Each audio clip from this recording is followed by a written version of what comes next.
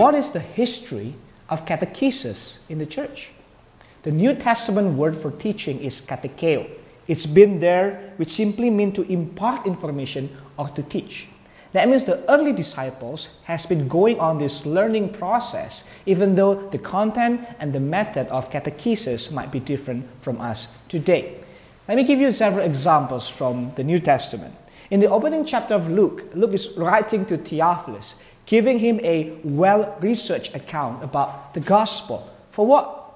So that you may have certainty concerning the things you have been taught. In the book of Acts, you have Apollos. He's a learned Jew.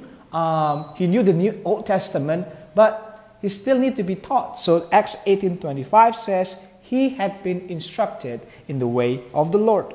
The point here is that catechesis has been done since the early church.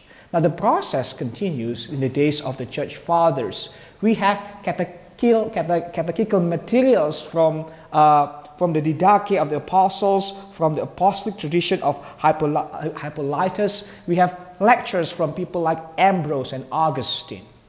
Going into the Reformation period, we know that the medieval church is in decline, corruption is in the upper echelon of the church, and people don't know the Bible or teachings.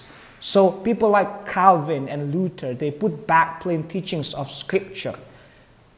Luther, for instance, he distributed his catechism materials through the printing process. John Calvin once wrote, the Church of God will never be preserved without catechesis. And pastors like Baxter, Owen, Spurgeon, they saw catechesis as one of their most basic pastoral duties. So it's time to put catechesis back in the proper place today in our churches. This is for the sake of our hearts and for our witness in the world.